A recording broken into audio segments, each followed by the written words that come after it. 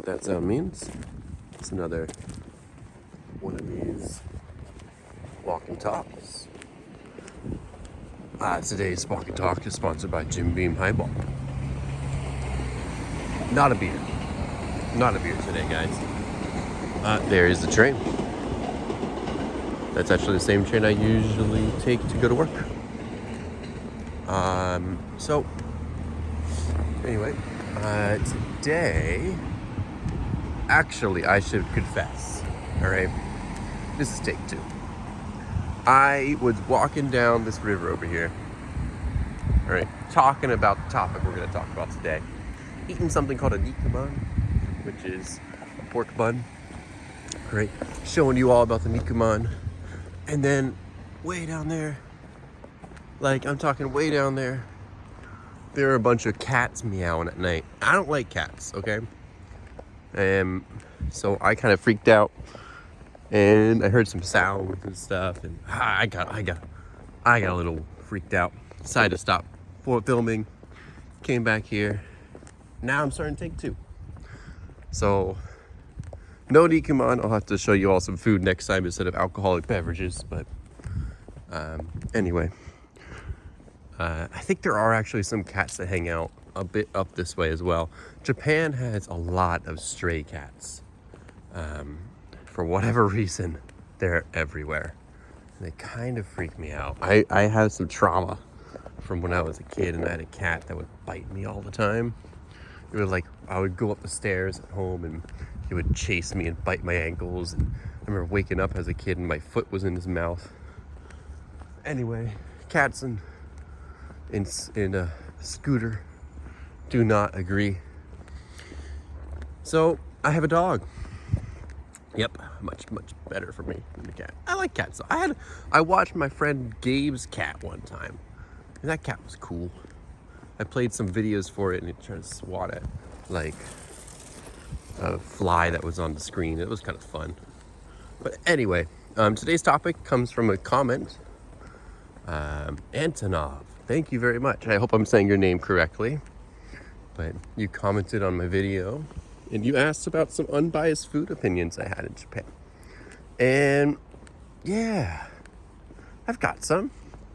I think it's a really big topic. So I'm actually going to try to split this up into parts. Today, I'll talk about some of the best food in Japan, in my opinion. Next time, maybe I'll talk about different things about food. I think that I could split this up into like best food, which we'll talk about today.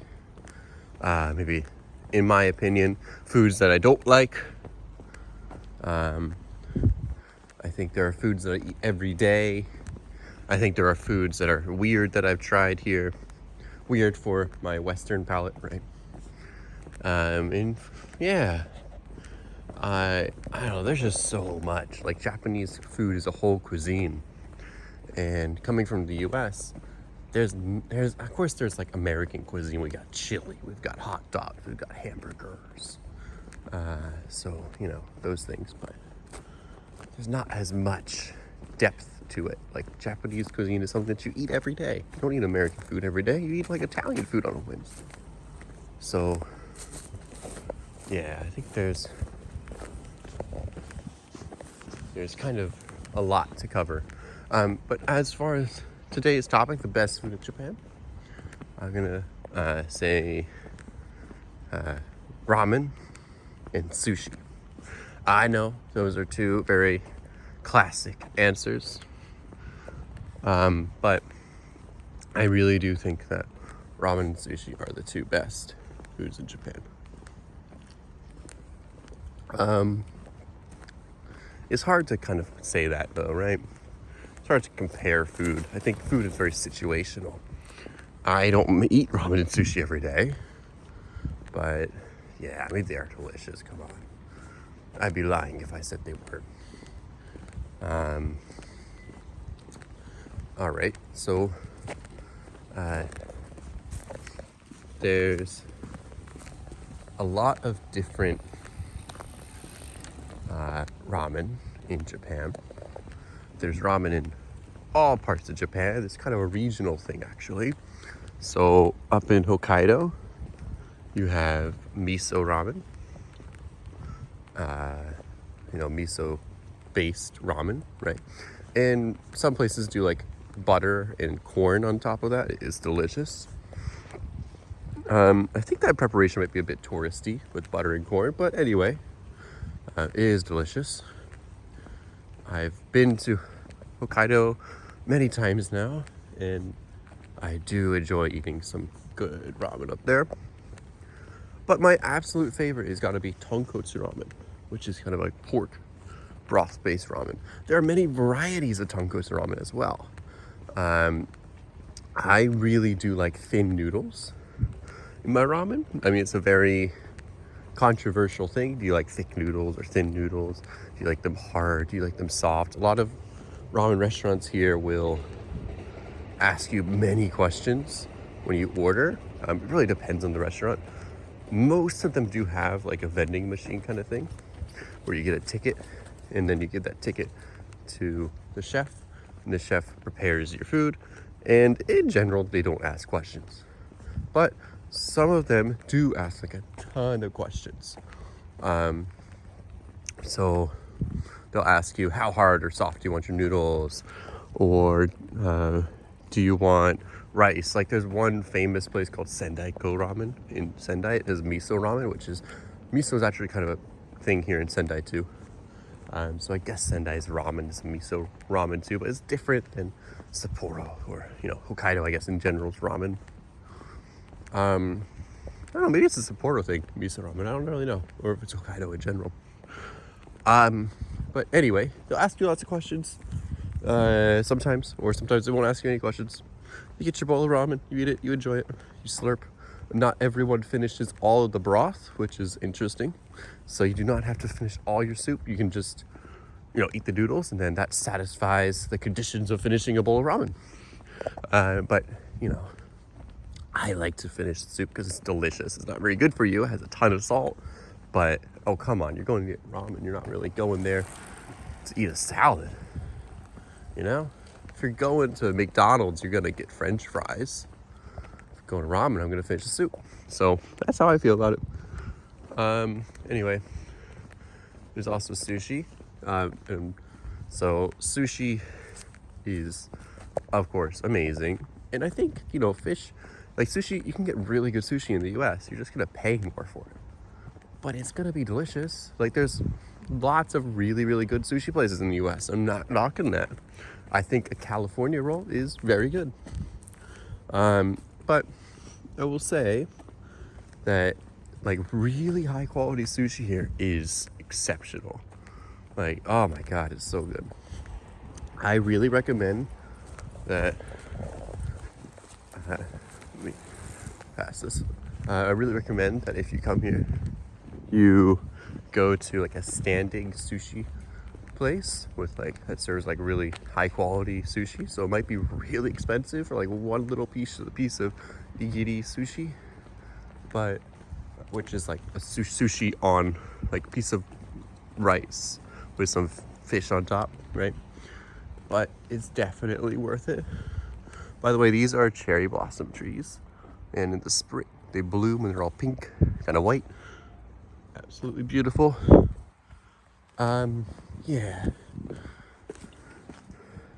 Anyway, definitely recommend doing that because you can, just eat like a few pieces and then leave.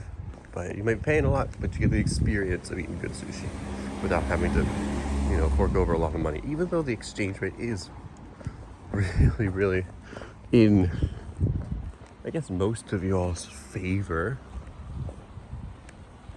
it's still a good idea to go to a standing sushi place. You can control how much you want to eat, and you can order per sushi.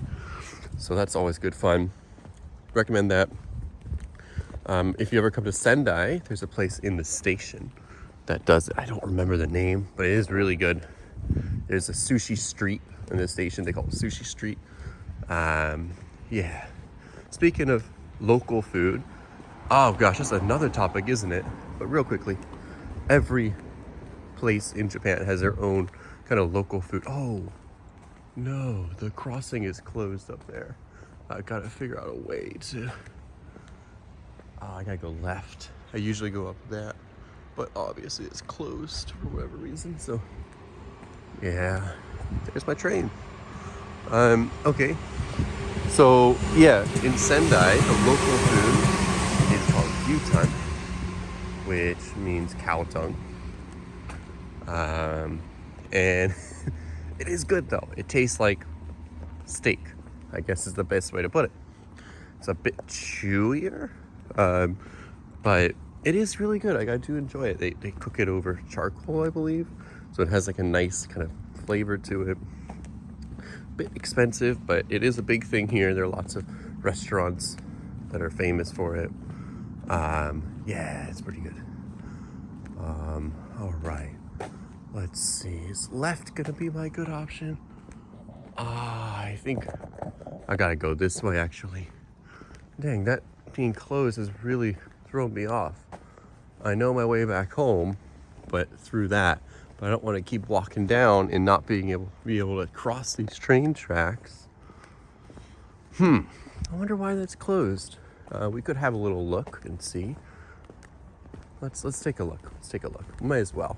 I don't know. Do you all like the long format videos? You can let me know. Also, yeah, if you have any other questions, let me know.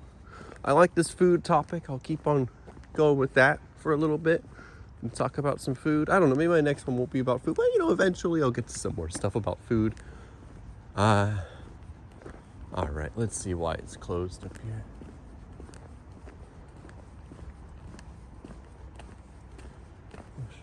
No, they're fixing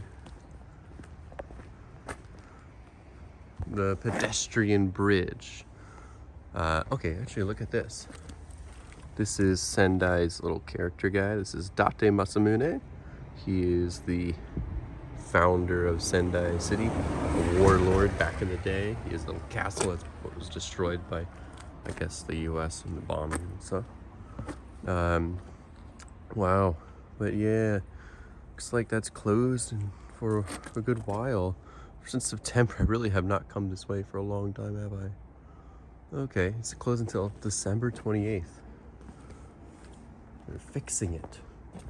Don't know why, but they're fixing it. So yeah, I guess I gotta go all the way down there and all the way back, which is kind of a pain, but whatever. I've got time.